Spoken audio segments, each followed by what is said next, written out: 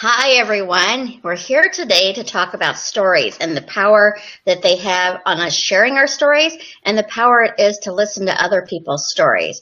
I'm Carol C.C. Miller, your positivity trainer, peace activator, and global hugger, coming to you today for a wonderful conversation. It's always fun to talk to Tina. I met her, well, actually, we've never physically met in person, but we've known each other for several years via Facebook, and we're associated with a conference together. And she's shared her stories here before, and I'm sure we're going to talk some more about them. But really, when you ask yourself about stories, and when we hear other people's stories, you get to learn a little bit more about that person if you listen without judgment and just kind of listen to their heart as they share their story and how you share your own story. Welcome, Tina. It's so good to have you back. It's been a while. It's been a while, and it's so good to be back. I've missed you. Me too. Been busy traveling, so it's good to have you back. You're coming in from the Bahamas, and I'm here in Chicago. So for those listening in, please share where you're joining us from. And after the show is over, I will come. You know me, I'm a big hugger, so I will share a virtual hug with everyone. And if you have questions throughout or comments about what Tina and I are talking about today, we love having you part of the conversation. So I will try to watch the comments as well as Tina will. So just ask your questions there and we'll go from there. So Tina, you were telling me some really powerful stories recently just when we talked about coming up with this show. What does stories mean to you? Yeah, well, I have to say that I, as a child, we grew up in a house full of storytellers. I've always been intrigued by people and life and how people experience, difficulties or adversity, and what is it that makes them come through that? What is it that helps you to grow and be courageous? And so I'd have to say, as a child, it was just always something that, whenever I met someone, I wanted to know who they were, what their story was. But I'd say that more recently, in the last 10 years, I've started to see how powerful stories are for healing, for teaching, for helping me on my own journey to discover what was possible.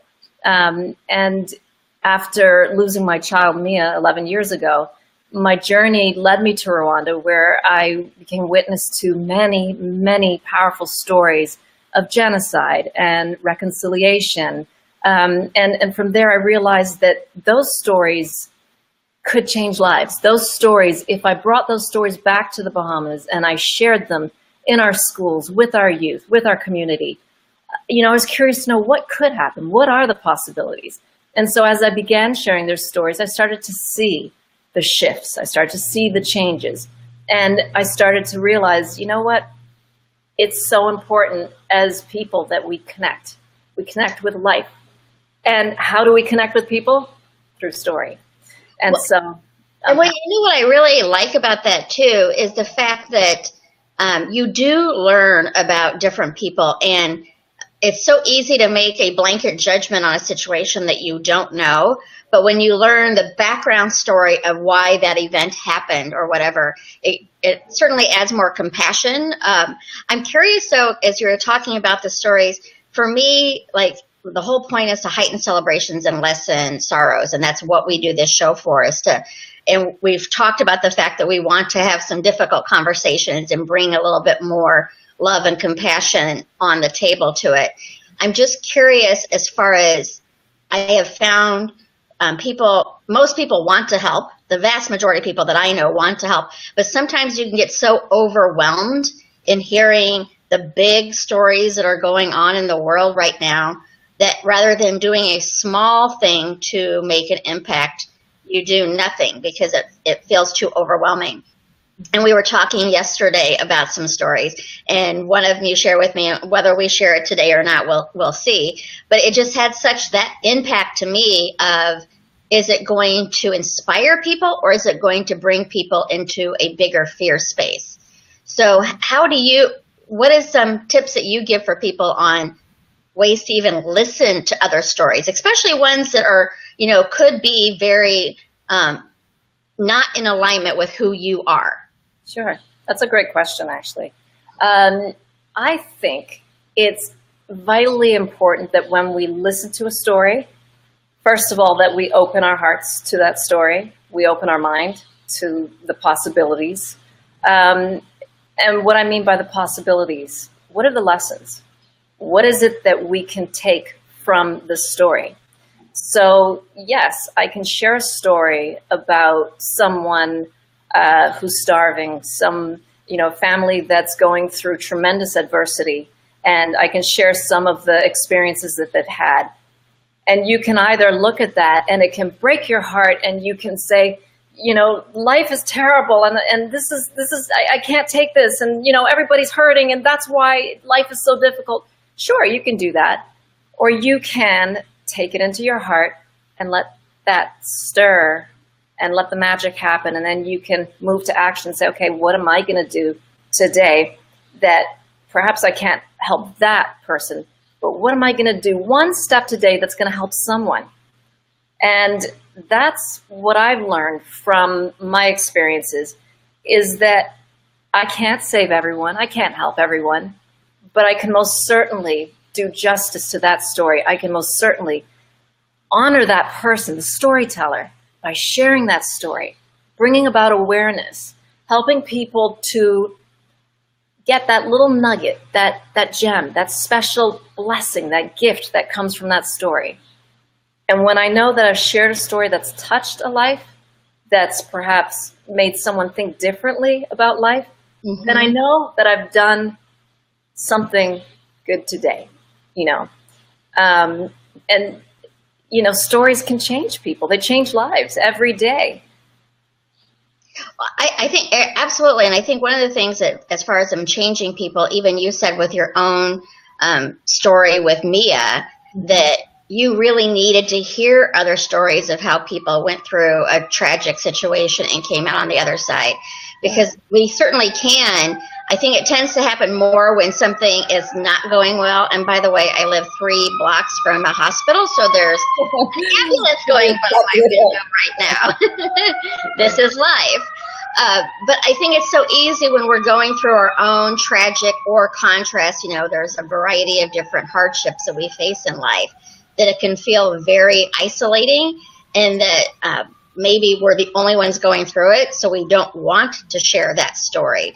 But when you do hear, I am always amazed at how different people like yourself or anyone who has gone through something really challenging, and how not only did they get through it, but they found a way to thrive again and to really live life. It's certainly in a different space than it was before that tragedy occurred, but it is still possible to find the preciousness of life again. Yeah, as you were speaking, I was just thinking about, stories give hope. You think about that. It's if you've gone through something traumatic, something painful, something, loss. Let's take loss. Everybody is going to at some point experience that, and when you go through it, you don't know how you're going to get through it. You've never experienced it before, perhaps, and if someone else has walked that path and can say to you, I've lost a child, I've lost my husband, I've lost my friend, I've been there, and you can survive, you can heal, you can feel whole again, you will smile again. It gives you hope, and it makes you feel, first of all, that you're not alone, like you said, but it also makes you realize, okay, there's a way through this. And further to that, as you listen to more and more stories, you learn. You learn, what is it that they did, and can I do this? And then you begin to implement new principles for living, perhaps, or you start to implement new ways of thinking that perhaps you'd never thought of before. And that's why, to me, stories are vital. They're as vital as food and water. We need stories. Without them, who would we be? Where would we be? They ground us. Yeah, we have Beverly joining us, and I believe she's joined us before. And I Hi, think, Beverly. Beverly, if I'm getting you mixed up with somebody else, I apologize. But I believe you shared before that you've lost a child.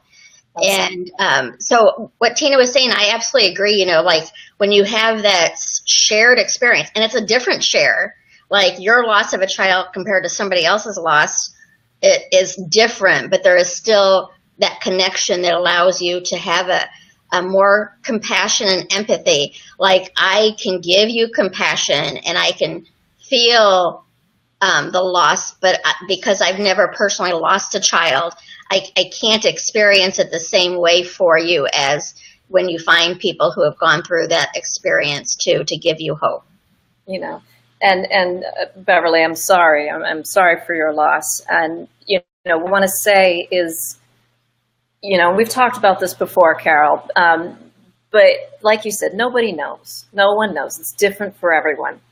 And even, you know, when I went to Rwanda and I suddenly found myself in the midst of women who not only lost one child, but they had lost all their children to horrific acts of violence that I can't even bear to imagine. But something very powerful for us was as we sat in a circle together, one by one, each person shared their story. And every time we express, that's healing. That's doing something for us. We're getting it out. But as I listened and as we were all, as women, witness to each other's story, we're validating what it is they're going through. We're helping them to know they're not alone. We're standing with you. But what I want to say is that at the end, you know, it was my turn to speak. And I didn't really, I don't know why, it was about a year, maybe a year or two after my daughter had died. But for me, I didn't feel that I had a place to share, or that it, you know, I thought my loss was somehow a lot less because, you know, the way that my daughter died, you know, I'd like to think that maybe it was quick. She didn't, you know, I don't know. It just, but to know that these amazing women watched their daughters being raped before then being murdered in front of them. I said, I can't share. It's, you know, my story is nothing compared to what you've been through. And at the time we were making jewelry, and she said, just like this necklace has all of these beads, they're all different, but they're all necessary for the whole. She said, all of our stories are necessary. We cannot all speak and share our stories, but not acknowledge yours. You lost, you felt, you experienced, and the pain for you is just as deep and as painful as it is for us. And so that was, for me, that was healing. It gave me a space in the circle, and it helped me to know I'm not alone. And no matter what our pain, there's always someone out there who understands, someone that can relate to me, someone I can relate to. Well, and it's such a beautiful story because it is a different experience that you had. And obviously, I've not lost a child, so any of my challenges, it has helped me when I'm going through a challenge of some sort to know, I mean, like I don't wish those horrible stories on somebody else, but to know other people have had either harder or the same or whatever and have come through it, it gives me strength to know it's like, okay, you know, I've got it in me to move through this process. I am curious though, because I mean, you and I both agree on that we believe life is about choices, and not all choices are easy, but it is a choice. I do know people that still stay, I'm going to use the word stuck. It's probably not the appropriate one. Stuck in their traumatic story rather than growing through it. So I don't know if, I do know that the research has shown that we're born, some people are born with more of a positive outlook than other people, that's just a genetic makeup that we go through. Obviously, everybody can learn ways to be happier, but there is a genetic start point. I'm just curious. I don't know if those people are born with less of it or what makes them stay stuck in their story.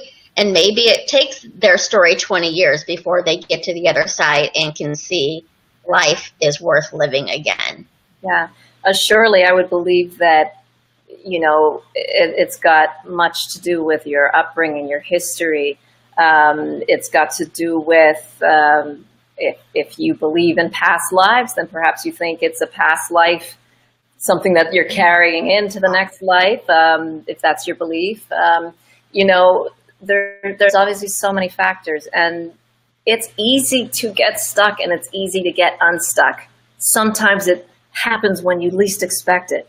Sometimes we get into habits. You know, we play the same story over and over and over in our minds. But if we are able to each and every day, and I've learned this because I've been one that has gotten stuck, if you can just make one small step, something today, something that's going to lift you up, even if it's just to practice one principle a day that you know is going to empower you or make you smile or make you feel at peace, whatever that might be. But it's important to try, you know, and that's what many of the stories have taught me, you know, one foot in front of the other, one step at a time. Well, and the story also grows with you as far as it happened, you know, whatever that trauma might have happened on this day, but just like anything, it's still a process of growth on how you walk through it. It reminds me of when I talked to a friend that you just met who's in town visiting me right now. Mm-hmm. I've talked, just in my coaching, I talk about the fact that for me, venting, and I do vent, but it does not serve me because it keeps me stuck in that negative feeling. So when I'm consciously moving through something that I didn't like, I will call my friend and say, hey, this is what happened. Help me work through it, rather than calling her and just spewing what happened. Yeah. So how do you share your stories? Is there a way that you, like, I mean, you've had 11 years of experience of this now, but that has to be a story when you tell people, especially in certain situations, that shuts people up and they have no clue what to say to you. Yeah. I'm going to be very honest. I'm very much the type of person that, as often as I can, loves to pull the gift, the blessing, the inspirational message from pain. It's kind of who I am. That's my way, and perhaps that's also my way of surviving. If I can find some meaning, if I can find the blessing, and I express that, I feel good. Now, I know that there are times when I've been in rage, when I've been in anger, and it's quite necessary for me to, whatever you would want to call it, I just simply say express. I need to express and get that out. And I have wonderful people that will allow me to do that. My good mother, my father, my sisters, and it's necessary. I mean, where else is it going to go if you can't get that out and express it? And so it's part of the process. And as we talk about process and, getting stuck and when is it time to do this or that, I would say from my experience, there is no time limit. It is your time. It is up to you, and you are on a journey. You've got lessons, in my opinion. We all come into this life to learn lessons, and we're here to master them and learn them to the best of our abilities. So if I take 5 years to forgive the one who caused the death of my daughter, and then it took 10 years to actually forgive myself, that was my necessary journey. That's what I needed to go through. And I'm learning all the lessons along the way in my time. Now, someone could have the very same experience as I did, and the very next day forgive everybody. And yeah, that's perfect for them. I had to learn the lessons I learned, and I had to go through it. And in the process, my lessons really did come from being witness to powerful stories. As you were talking, a story came to me, and it's one of those stories where you can't do anything about it. There's not a darn thing you can do about it, but it impacted me, and I can tell you it was powerful. Who was I'm sorry, I can't remember the name, but the No Complaints. Will Bowen. That's right. So I really, really loved, I loved everything he's doing. About a complaint-free world. And it really hit me. And as you were talking, I remember reading a book. Have you ever read the book Sold by Zana Musin? No. Okay. So I read her book. She was a young girl, her and her sister. They were 13 and 15 years old, from Birmingham, England. They were from Yemen. Their origins were from Yemen. And their father told them, they're living the life, they're happy, they're living in the free world, so to speak. And, the father said to them, we're going to go on a great vacation. We're going to go back to Yemen. You're going to meet your family for the first time. It's going to be this glamorous, wonderful vacation. Wait till you see it. The kids were excited. They couldn't wait. They go there. And what had actually happened was their father had arranged a marriage for them. They were forced into a marriage they did not want. And at age 15, age 13, they were forced to then produce children year after year after year. As I read that book and I experienced that story in my heart, it got to me. I was pregnant at the time with my daughter, Meah, and I was reading about how she would have to walk up this mountain. And she had this huge, big, what would you call it, like a ceramic pot of water. She's 8 months pregnant. So you and I can both imagine what someone 8 months pregnant looks like, first of all. You're exhausted, but she had to go up and down that mountain, up and down, pain, thirsty, exhausted, going home to a husband that beats her. And okay, so by all accounts, one of the worst possible stories you could imagine. But I'll tell you, that story, Carol, impacted my life for years and years and years. Every time I would stand up and I'm about to complain and say, oh, I'm tired, I would stop. Every time I would go to complain about this is too much or whatever complaint I had, I would picture her and I would say, your life is not going to go in vain. Everything that you're experiencing, your expression of your story is going to make me a better person today. And so those are the stories that I'm talking about that change you. Maybe you can't do anything, but if you can do something good in this world for yourself that then impacts others, then you're allowing that story to move through you in a way that, to me, is conducive. Yeah, and that story is so powerful, as there are so many. But my question for you on that is, again, you use that as a platform. Like, you could not help those girls, but you knew because of what they went through, you were going to honor them and, not complaining about being tired or whatever it was. But other people, how would you recommend people pull the strength out of the story rather than the sorrow in the story?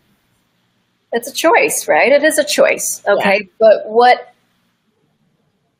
the only way that I can express it is probably just to express it from my own personal experiences. Right. I've always been drawn to difficult stories. It's who I am. As a child, I was drawn to it. I still am.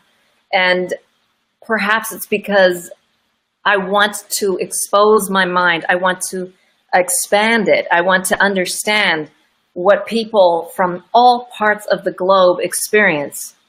And if I can understand a little bit more about you living here and you over here living here, we're all connected. And so if it's affecting you, it's affecting me. Okay, yes, I can let that take me to the ground and I can cry all day and be depressed and sad. And sometimes I do cry, Carol. I mean, it's human nature. I'm sensitive. That's what happens. But overall, those collective stories settle in my heart and it makes me determined to make a difference. It makes me who I am. It makes me wake up every day and I say, okay, Tina, what are you going to do to make a difference? How are you going to do it? And it gives me the energy I need. Without it, without the stories, without knowledge of those hurting and suffering, who would I be? Perhaps I'd be sitting back all day doing nothing. Those stories get me up every morning and they make me live the life that I'm living today because I want to make a difference. Well, and I think that in itself is so powerful because it is very easy it's one of those things because, like, I'm always about focusing on what's going well and the positives while seeing what's going on, like not ignoring the challenges our people in this life face. But it is very easy for people to turn away from it and kind of ignore it.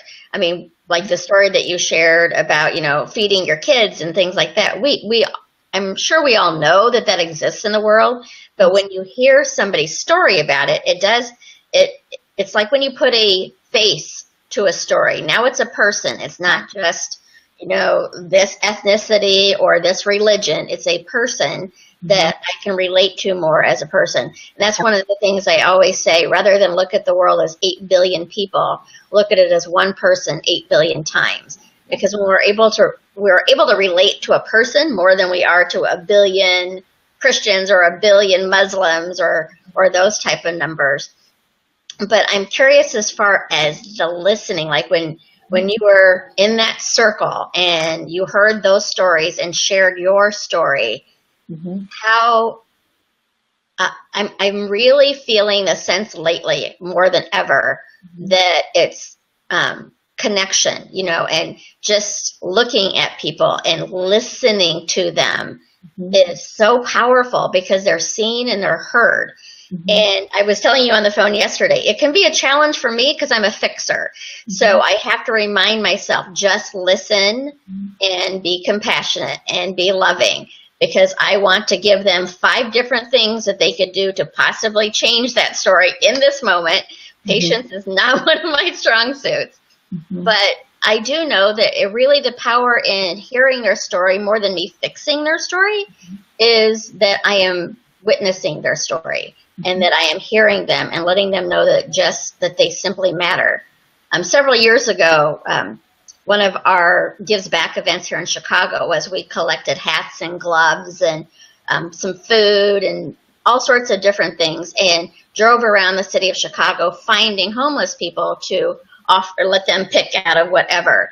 Right. And they lit up. They appreciated the food, they appreciated the warm mittens, but they loved the fact that we were looking at them and talking to them. A few of them said that even, most people just walk by us.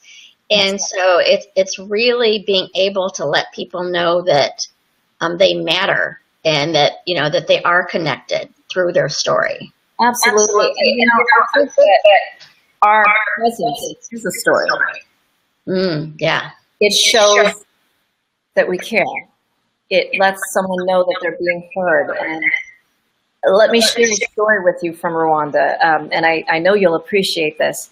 Okay, 1 second. Before you share that, Beverly has shared some other stories that have gone on in her life. And I'm just curious, Beverly, and maybe you've done this before and maybe you have not, but I would be interested to know if you've written out your story. She's had several family members die throughout her lifetime. So sometimes getting it on paper and getting it out of your body is also helpful to be able to move through it, or not even necessarily move through it, but to live through it. So that might be something that you might want to consider, Beverly, if you have not before, is to write your story about your experience. Absolutely. That for me was one of the most healing things that I could have done, was to write. Every day I journaled, I wrote back and forth to people, and that was so helpful. But, your presence, like we said, your presence is sometimes more powerful than you giving solutions and trying to fix. When I was in Rwanda and I was at a hospital, we were in a waiting room and a woman came up to me and she was wanting to talk to me, but she didn't speak English and I didn't speak Kinyarwanda. And so for a while she spoke and I kind of smiled and I just did this and, I didn't really know what to say. And then my friend Happy came along and I said, Happy, she's trying to tell me something, but I don't know what she's saying. And so he explained, he listened to what she said, and he explained that she had been, and I'm sorry, this is kind of vivid for our listeners, but I'll try not to give too many gory details, but she had been hit with a machete in her head, and she had been left to die. And she was expressing to me all of her fears, all of the horrific experiences she had of losing all family members. And when I heard it, I had so much I wanted to say. But as quickly as my friend Happy told me, he had to quickly leave again because he was following the doctors, and I was just waiting. Mm-hmm. And so I had maybe 10 minutes with her. And because I could not speak, we literally held hands, and I looked into her eyes, and it was almost as though we began to understand each other without speaking. And I just looked deeply into her eyes, and she looked deeply into mine. And we just kept kind of shaking our head. We knew what we were saying. And at the end, well, not even at the end, we continued to hug each other. And we continued to hold our hands. And I can tell you that experience was by far one of the most beautiful, most heart-touching, most powerful experiences I have ever had with a human being in my life. It stayed with me all these years. I still remember it like yesterday. I still remember the feeling of it. And so it's like Maya Angelou says, sometimes you don't even remember what people will say, but it's how they made you feel. Yeah. Your presence is a story. It's a story of caring, you know?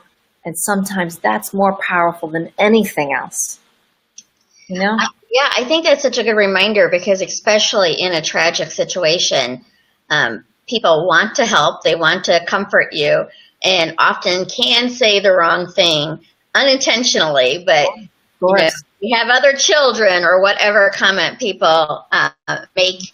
And sometimes, like, I've learned just to be there and to just offer a hug and often not say anything because I don't want to say the wrong thing. Yeah. So, but it is really about witnessing people and letting them know that they matter. And eye contact and hugging and touching, it really does connect people. Absolutely. And something else I wanted to talk about, because you had mentioned it earlier about, you know, certain stories that might really bring your spirit down or make you feel helpless or hopeless. And I want to say this. It's important that you acknowledge, or what's the word that I want? You're drawn to certain stories, and there's a reason for that. If you're not drawn to the tragic and the difficult stories, it may not be a part of your life and your journey and your purpose to go there. For me, it's very clear to me that's where I need to go because it's so much about what I do. But for you, Carol, and for other people, you might be drawn to a different sort of story. And that story is the story that's propelling you. Those are the stories that are making you who you are. And so obviously, you know, to me, it's important that you don't immerse yourself into difficult stories because you think you're supposed to. Because maybe you're not. Maybe that's too much for your heart right now. And maybe, you know I can handle these stories. I hurt, and trust me, my heart breaks, and many a times I'm left in tears. But I'm drawn to them over and over and over again. So to the listeners, I would say, what are you drawn to? What is it that you're interested in? That's a starting point. Follow those stories. And then when you're able to, broaden that, you know, because stories do teach us a lot. Yeah. And I mean, I think that's such a great point too. And it really goes back to what we've talked about, or I've talked about for sure in other shows, is to pay attention to your feelings. Like, and I'm curious, and just when you were saying that, Tina, I think sometimes repeating someone else's story, like the stories that you've brought back, probably a lot of people could not hear it directly from that person. Like you would shut down and not even listen anymore. But when you're sharing, it takes a little bit of the edge off, if that makes sense. Like, because you're no longer directly in front of the person who lived that experience. Yeah. So it's almost, I know this sounds a little odd, it's almost more impactful to me. Because if I was there listening to those women, first of all, I don't think I could stop hugging them, and I'd probably be three 3 days They later. wouldn't stop hugging you, Carol. So I think it is. I really appreciate the fact that you brought that up as far as that, that is part of your purpose and passion is to share these stories. And if it's something that, yes, obviously breaks your heart, if somebody is going to make fun and light of these stories, that's a whole different story. but you find a way to, it hurts, but you find a way to use it to help. And if hearing those stories for any of us brings us more into despair rather than seeing the hope in the story, then we probably need to shift. And I remember a great example. I was in a Science of Mind class years ago. I should be able to tell you the year. It was when Hurricane Katrina was just happening. Yeah. And after class, I was going to go to dinner with some friends. And I just heard on the news what was going on. And I commented, and here I'm a happy, positive person most of the time. And I'm like, how dare I go to dinner tonight when people are sitting on their roof trying to survive?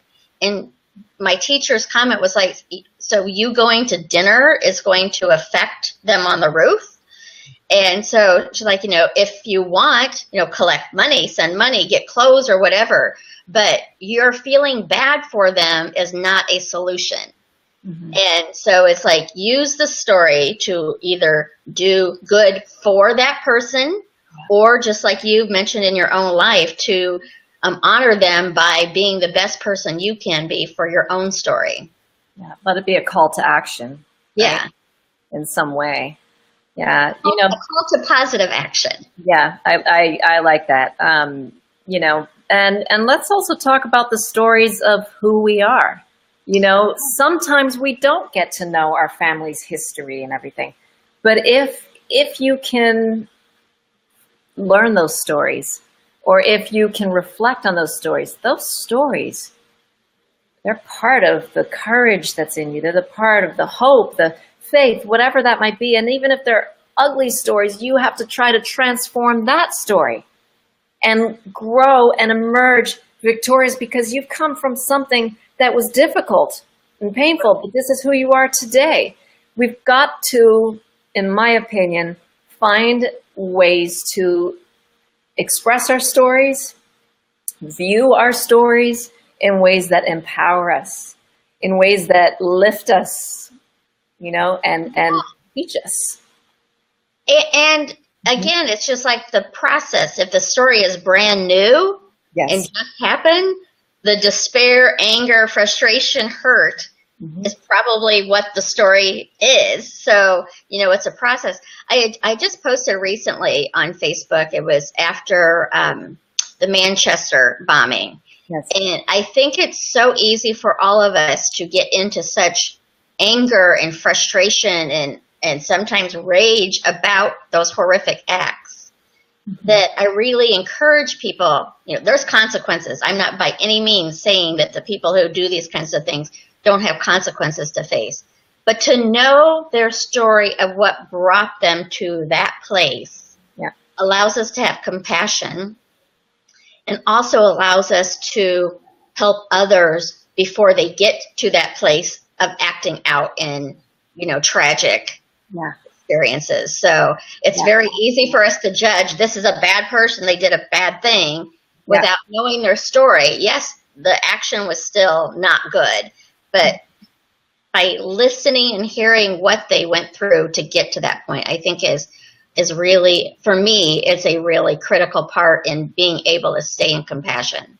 Yeah, I think, as you're saying that, and I thought about the Manchester bombings, it's occurred to me over and over and over again that as I hear stories like that really, they get to me, they hurt me, they make me angry, there's also something else that happens.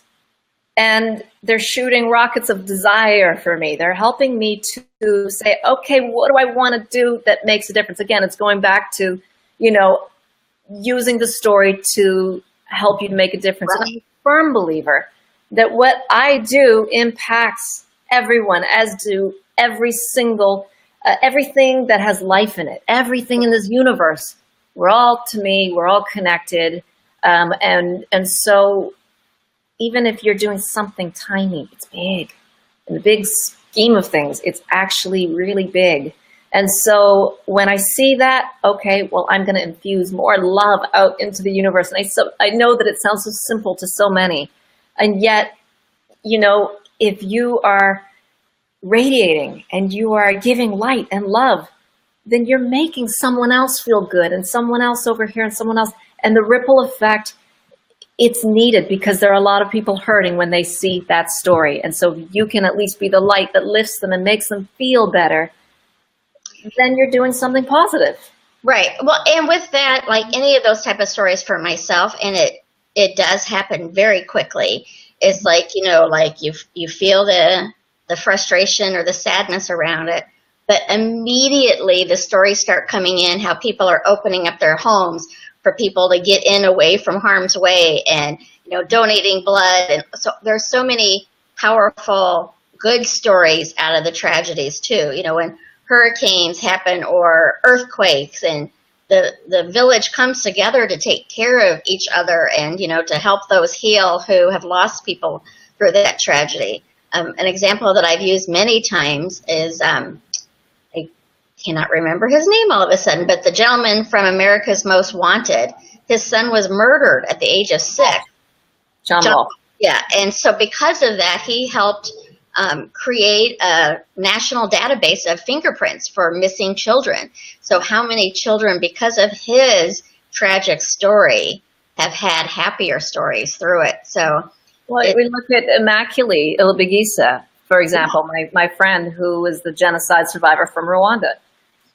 Had she not stood on the stage, trembling, tears falling, vulnerable, sharing her story raw from her heart, I would never have gotten the courage to get on a plane, travel to Rwanda, continue traveling to Rwanda, speak in prison, speak, you know, and work with genocide survivors as well as perpetrators of genocide. I could never have imagined myself doing that. right. But one story had the potential to literally lift me up out of my seat and get me moving and literally change the course of my life forever. So that's why I know stories are powerful, and they literally save lives, literally. You know? Actually reminds me of a new friend that I've just met, Mike Panos, who has a powerful story. I was telling you about that, Carol. Yeah. You know, he has a story that's a very difficult story to tell, of drinking and driving. He was a Marine. His life, everything had been going well for him. And one day he made a devastating decision to drink and drive, and it cost him, it cost the life of his best friend who was sitting in the passenger seat. And he went to prison for that. But today he's standing before thousands and he's sharing that story to honor his friend and his friend's legacy, but also to save lives. And if he sat back and he didn't do anything, if he just kept that story inside, thousands and thousands of people would never be impacted by the power of that story. And so, yeah, we need those stories to be told. I think I'm going to have to watch this back and see how many times I say that was powerful, because this might be my 5th or 6th. But on a less deep level, I suppose, and it's still, I'm curious as far as even sharing your own personal stories. Yes. On, you know, do you tell people a story about who you are to empower yourself, and or are you playing small in your own story? So I think stories of tragedy and stories of just being who you are is so important to share your story from a way that empowers you to be your best self. Through the tragedy, again, feeling what you need to feel. There is by no means telling you to be happy and joyful after you've just gone through something like that Maureen went through, or any of the stories we've shared. You know, you have to go through the experience of it. But I think so many people, we get stuck on our stories, even just like, I can't find a job, or, you know, I always date uncommitted people. You know, we keep perpetuating a story because it's been an experience without letting it grow and change and evolve. Does that make sense? Absolutely. And that's you know, I've been there. I think so many of us, we absolutely have times in our life when we, you know, when we're up and down and all around. And so I am learning in my life, later in my life, but I'm learning how important it is to affirm what it is you want, you know, and sometimes it's very important for you to draw on really inspirational stories that may have nothing to do with tragedy, that have nothing to do with anything difficult, that are just pure beauty and love and bliss, because those stories have such an important place in our hearts and in our souls and in our lives. And so, you know, surround yourself with the stories that you feel drawn to. Listen to the old, the young, learn from every different type of person that you can, because everyone has a story. Everyone has something to teach us. Everybody has something to give. And when you open your heart and your mind to those gifts of those stories, it's amazing how our worlds and how our lives can be transformed and changed and shifted, you know. Well, and that brings up another topic, and we've kind of covered a little bit, but I think it's really important to talk about listening to somebody's story. Yeah. Because, I mean, often when we're listening, we're also thinking about what we're going to say next. Mm-hmm. So we're really not giving our full presence to that story and just being. And at least for me, it may not be for you. It sounds like you've been doing a lot more of it than I have. You know, it's challenging. It's far easier now because I've practiced it, but it is, and especially in the past, it was very challenging for me because I wanted to fix their story. Like if somebody had done something wrong, I was ready to let's do this, and that, rather than give them the opportunity to just tell me how they feel, because I wanted them to feel good. Like I didn't want them to feel bad. I didn't want them to feel sad. I didn't want them to feel angry. So I was going to fix it for them. Yeah. So I really think if we all take a couple deep breaths and just listen. It's my challenge too. Okay, good. It's my challenge too. I am every day trying to be a better listener. I'm not always good at it. I love listening to stories, but I could do better. I can always do better at being a better listener. So I'm glad you brought that up because it's something that I have to practice more. Well, and I think one other part of that is also to not own the story. Like, so if somebody, and I tend to own it. And I think that's where my challenge is hearing those deep, tragic stories, is because I want to fix it rather than just witness it and hug them through it. Like that's my story to hear, but it's not my story to own. I have my own stories that I own. So for people, when they're listening to these tragic stories and seeing, you know, hopefully the story, and not all of them, as you pointed out, have good endings, but for you not to absorb that into your own core. And if you do find yourself absorbing it, then to do some work on releasing it and to see the good in the world, because there is so much good going on in the world without ignoring the tragedy. But if you're absorbing it, that's something that you're going to want to pay attention to, at least for me. Absolutely. And as you've said about, you know, not fixing it, not being able to fix it and so forth, I want to add this because we talked about this yesterday, Carol, didn't we? That maybe it's important for you more than anything to listen and not try to fix. And you and I both want to fix. We want to help. We want to heal. We want to make people feel good. But if someone had fixed me immediately after my daughter had died, let's just say it was possible, I would never have had the past 11 years that I've had of often grueling lessons, you know, really, really difficult times. But all of that was necessary to get me to where I am today. Yeah. And so, yes, you know, like it's our human nature. Sometimes we just want to make it better, right? You know, and as parents of our children, we want to make everything better, but our children have to grow and they have to experience hurt. They have to experience suffering. They have to experience all of it because that's part of the process of becoming. And so it is with life. Everything that we go through, our most difficult challenges, I believe, can teach us how to fly and how to be the best that we can be if we can learn the lessons, if we can do that. And it's not always easy, but it's a process. It takes time, and everyone's time is different. And here we are. We're all one. Yeah. I do think that because, and I've said this many times before too, it does seem, and I don't know why it is, but it does seem like we often learn the most from our tragedies or our biggest challenges.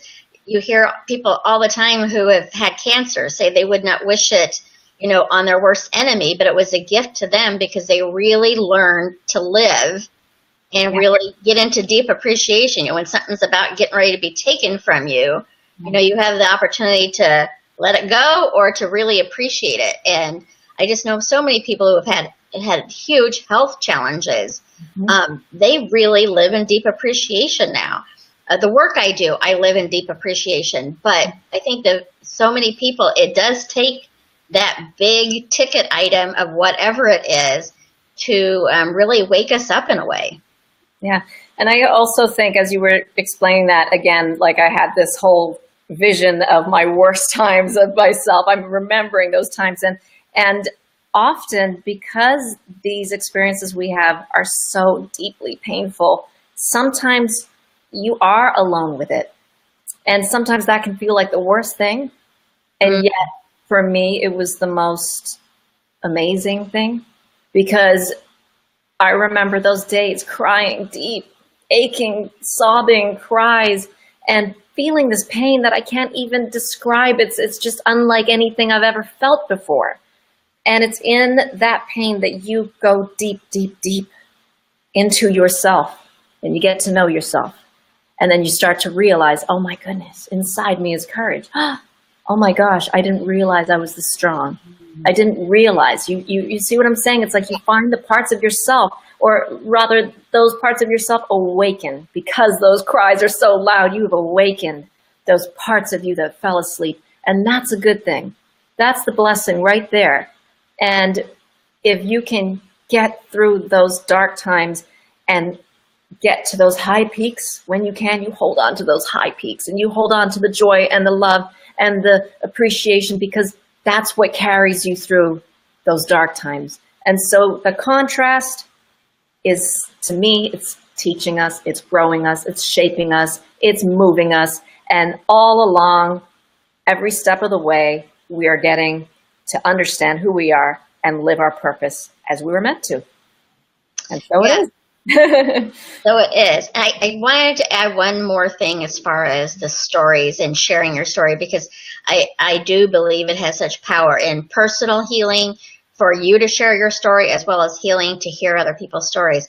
But I would encourage people, and let me know your thoughts on this, Tina, but especially as you're sharing your story, if it's whatever that story is, if it's a traumatic one that you're overcoming, if it's a story that you're in the middle of and you're still trying to figure out how to overcome it, or it's a celebratory story, to choose to tell your story with people you feel safe to share it with, because not everybody is equipped to hold space for you in tragic stories, for sure.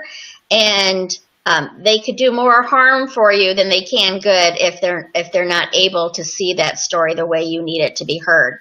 So whether it's a family member, if you're in a particular religion and it's somebody within your church community or a support group or whatever, I use the example not in stories, but just in sharing your dreams. My example is to share it with your dolphin friends and not your shark friends. And the example is sharks, when there's blood in the water, they attack. And when there's blood in the water for dolphins, they surround the hurt dolphin to protect it. So you want to, and that analogy, a lot of times our shark friends are people who love us very much, but they are afraid for us. So rather than see your dream in its glory or hear your story the way it needs to be heard, they are going to shoot it down to protect you. And, they may, as you share your story, try to make light of it, thinking that that is the way to help you through it. Yes. Where your dolphins are going to be able to support you and protect you in the way you need to be supported and protected. So again, the shark people in your life doesn't mean that they're your enemies. They very, like, a lot of times it could be your parents, because they want to protect you. They don't want you to feel bad, so they're going to keep you from trying to go for that dream or feeling the depths of your pain in your story because they're unable to experience it themselves. So as you share your stories, figure out people who are going to be able to support you through your story. So glad that you brought that up. That's such a great way for us to come to an end with the show, because our dreams are precious. Our stories of what it is we're wanting, they're precious, they're valuable. And you're so right. We tell the wrong person and they can, in an instant, with a negative comment or even just the rolling of the eyes or something that just makes you feel like what you had to say was not valuable or important, can literally make that story go right back inside and you become small, and it aches and it hurts. And I've been there over and over. And there are some people in my life that for some reason I have needed their opinions, or I've needed their validation. I've needed them to say, yes, it's amazing, it's great. And they haven't done it. And I've gotten to the point, Carol, at long last, I'm 40 years old, I've gotten to the point where I don't need anyone else's approval. This is my story. I now know who to share my dreams with and who not to. Yeah. That's important. Yes, thank you for bringing that up. You're very welcome, and it really is. And I mean, it takes some discernment and you learn. But a lot of times, you're going to get those people in your life who do roll their eyes and are not helpful regardless. But just as people who are trying to help support you through a death, they may say the wrong thing unbeknownst to themselves. So that would be somebody who is afraid for you rather than seeing your highest self. So absolutely, they mean well sometimes, not always, but sometimes. Not all the time, but yeah. And then, as we've always said too, I know we've talked about this, but sometimes it's merely a reflection of their own fears, their own story. It's not yours. It's not your stuff. Let it go. Yeah, it's theirs, not yours. Excellent. Well, I knew that the story time was going to be interesting, as it always is, talking to you. Do you have anything last that you'd like to say before we close up for the day? Well, just if there's anything I can say is that you matter. Your story matters. It's valuable. And if you want to share your story with the world, then it's so important for you to know that that story is important. People need to know your story, and you need to be able to express it. And by that same token, there are so many beautiful stories out there. Let's use the stories to grow as a people, to overcome, to be inspired, and to love bigger. And so thank you. Thank you to all of our amazing audiences for watching. It's been great having you there. And if you have any questions, please do write them. We will get back to all of them, and we will answer you the best that we can. So thank you, everyone. Yeah, and I would like to add, as far as sharing your story, as I mentioned earlier for Beverly, maybe you're not even ready to share it with other people, but to write it down and get it out of your body and be able to share it with yourself through just writing. And then if you want to share, maybe at first the sharing of your story is to hand that paper to somebody to read or to be able to say it out loud. There isn't a right or wrong on how you go about sharing your story. It needs to feel right for you. The way I would share it might be completely different than the way you share it. And if you're not ready to share your story, that's okay too. I just encourage you to feel what you need to and get support in moving through that story in the way that's going to work best for you. Because as Tina mentioned, you matter. You matter to me, you matter to the world, and most importantly, you matter to you. Tomorrow's show, I'm not sure. It may just be me.